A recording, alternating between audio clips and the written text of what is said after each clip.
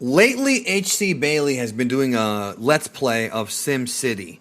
And I was watching HC Bailey many years ago because I love RPGs and I like seeing kind of what he discovered through his research, and it's a lot of fun. But I want to talk about Sim City because I was happily surprised when he said he was going to be doing a Let's Play of it.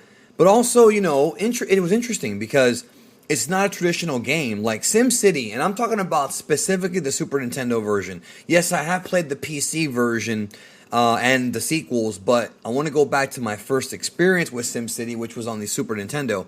SimCity on Super Nintendo was a gateway drug into the computer game world to a degree. I didn't own a computer when the game was out. When I bought the game, I did not have a computer. Later on, I did get a computer and was able to play SimCity 2000, but my first exposure to the SimCity, to the Sims, to any Sim game, because we know that after SimCity, you had Sim Tower, Sim Copter, Sim Island, Sim Ant, Sim Earth, and then of course The Sims, which became like the huge hit that got really mainstream. But SimCity was the original. The Super Nintendo version of SimCity, man, do I have a lot of memories of it. First of all, the first time I saw SimCity, if I remember correctly, was on the back of the Super Nintendo box. I got a Super Nintendo for Christmas in, I think, 1990 when it first came out. I was a kid, and I remember looking at the back of the box and seeing some of those early games that were out for it, such as Super Mario World, which I did get. Pilot Wings was a big one as well. Just a whole bunch of games. Super R-Type, I think, was there. I don't remember, but one of the ones was SimCity, and I was like, okay, this is different. And I remember one day, my older brother bought me SimCity. And he actually took the time to play it with me. And we played SimCity a lot, with the goal being, of course, to get to Megalopolis. Unlike other Sim games, like some of these old and even new sandbox games on the PC, like Roller Coaster Tycoon and any of the Sim games, in those games, there's no actual way to, quote, beat the game. You just build a successful city, or in Roller Coaster Tycoon's case, a successful theme park, and you just kind of run it until you run out of space, and then you can destroy it or do whatever you want. It's a creativity game. And before Minecraft was like the game, the Sims games kind of took that sandbox idea. And to be honest with you, when I look back at my history of gaming, I've sat here and I've said, which game have I donated the most amount of time to in my life, right? There's obviously your really long RPGs, like your Dragon Quests and stuff like that. There's games, adventure games are not typically that long, but like there's Legend of Zelda, like especially A Link to the Past, which, I played that a bunch of times. But what is the game that I put the most in? And I think it would have to be these sandbox PC games like your SimCity and, Roller Coaster Tycoon. I use those two as examples because I played those so much. I also played Sim Tower, but bro, SimCity is one of those games that took me years to beat. And I mean literally years. Before I get to that, I want to discuss kind of one thing that the Super Nintendo version has. It has 6 scenarios, which is cool. Actually, it's really 8 because you unlock 2 of them. It's mostly 7 because the 8th one's more like just for fun. And then there's the practice mode, and then there's the actual new city mode. And the goal is to get to Megalopolis, which is 500,000 people. You have a whole map to do it. You have to build your residential, commercial, industrial zones. You build your power plants, your police stations. You get gifts if you meet certain attributes, like you have a certain number of roads or rails, you have a certain number of park, you have a certain number of police stations, a population amount, whatever, and you get gifts. And when you put a gift down, it makes all the surrounding zones grow bigger because it increases the land value. There's a lot to the game. But even as a kid, I was able to figure out most of the mechanics. Obviously, now that we have Game Facts, that didn't exist when I was a kid, or if it did, it was really early on. We didn't have all this knowledge. Now you can look at like people who have gone into the game and actually crack the formula, crack the code. There's code online that will show you how to do what and what actually triggers what, because all these games are just code. So back then, though, I just tried to beat the game. And this is a game, I remember, I was like maybe 12 years old, and my family took a trip to Miami, and I brought my Super Nintendo with me to stay at my aunt's place. And when I was at my aunt's place, I remember they went out. I forgot where they went to. They all went out to I don't remember. I think they may have all gone out to go shopping or something, all the adults.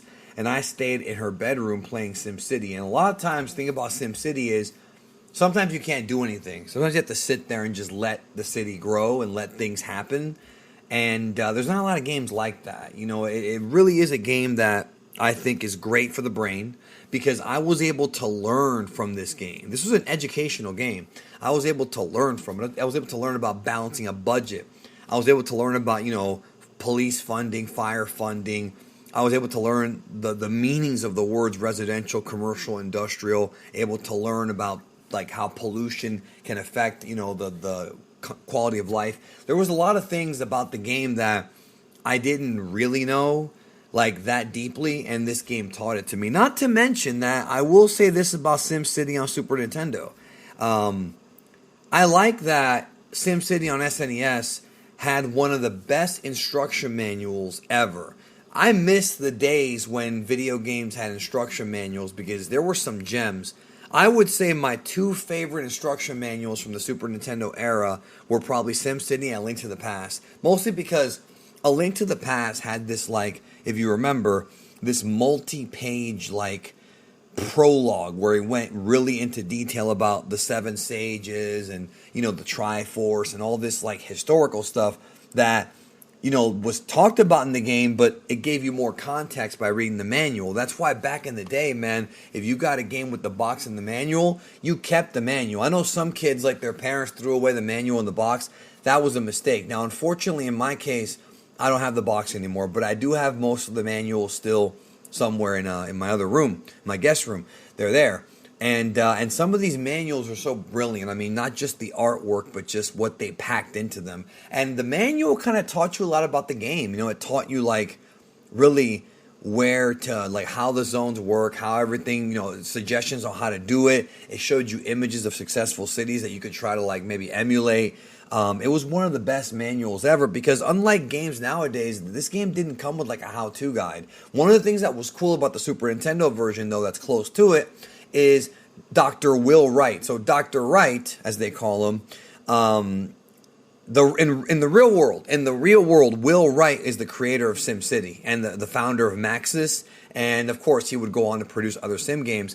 They took him and made him into like a cartoon Nintendo character. So when you play the game, he talks to you, he gives you advice, he tells you what's going on. Is the crime too high? Is the pollution too high? What can you do about it? That's really what what he does in the game, and that feature was not in the PC version. Same thing with getting gifts like casinos and amusement parks and zoos. None of that was in the PC game. They would later on in SimCity 2000 make it so that you can build your own casinos and park and zoos and I don't think casinos was in that game, but you can build a lot of different gifts, and you had I'm gonna talk about that game in a separate video. But here, the goal was to actually get to 500,000. Now, when you get there, you can still keep building your city. It doesn't just end, but the goal was to get there. And this is one of those games that took me literally years to beat. Think about this for a minute. I started playing SimCity, I want to say when I was like 7 years old, maybe 8, 7 or 8, one of those two. I don't remember. It's been a long time. I don't think I beat this game till I was like 14, 15, something like that. I was much older.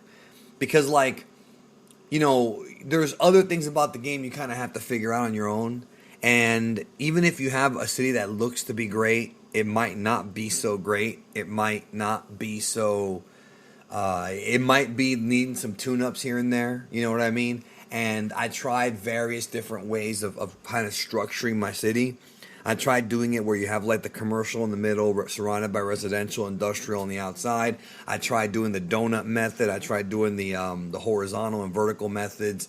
A lot of different things. Obviously, I replaced all my roads with rails because that kills the pollution and the traffic. But and you can only do that in that game. In the future SimCity games, they're a little bit more realistic with each one because you need roads. In this game, you just need transportation. It could be a rail, doesn't matter. In the future ones, you definitely need roads, and it's up to you to make the roads work better with subways and whatnot. But this game didn't have any of that. It was a very simple game. But it's simple, but it's not so simple that anybody can just beat it. You can pick up and play the game and just play with it and figure it out. But the trick, of course, was, trying to actually beat the game. And it took me years and years and years and various different kinds of cities, different structures. And remember, on the actual SimCity cartridge, you could only fit 2 saved cities at once. Nowadays, with ROMs and save states, you can have infinite amount of cities and saves. But now, or back then, you only had 2. So I had a practice city that I played with, and then 2, after I got done with it, after I beat it, demolished it, and went on to, do the real city. And I was able also to beat all the scenarios too. But it's one of those things where it is a game that I beat, but to actually get to Megalopolis, like, it takes a lot of work. And now everything's available on the internet. There's guides. There's people have done it now, and it's pretty easy. But back in those days, man, it took years. I know that SimCity is one of those games that it took a special kind of person to want to play it, because the only person who would play this game with me is my brother. My friends, who were kids at the time, of course, they didn't care for it. They'd rather play Mario or Metroid or Zelda. They were all about the action-adventure games, not really the thought-provoking, city simulator games. They weren't really about that. And a lot of kids weren't back then. It was about action and, fighting games and Street Fighter and all that shit. Not so much SimCity. But, my brother, of course, was much older than me, so he kind of was into this kind of stuff. And, it's interesting. It's interesting that, and I feel like nowadays, with the Sims, these Sim games are more popular now than they were back then, but it helped make Will Wright definitely a lot of money, and Nintendo getting a port of it, I think, was a big deal, as well as it being one of those early Super Nintendo games to where, it made the Super Nintendo more of a hardware machine, because you've got Super Mario World for the kids, then you've got something like this, like SimCity, which tends to skew a little bit older, I would say. I'm one of the few kids that played it, but it does tend to be a game appreciated more by older people, because it does require more use of the brain than it does than other games do. It is definitely a game you have to think about and do. I used to love how in SimCity also they took the monster attack, which is one of the disasters in the game. You have your floods, your earthquakes, your plane crashes, or nuclear meltdowns, that one sucks.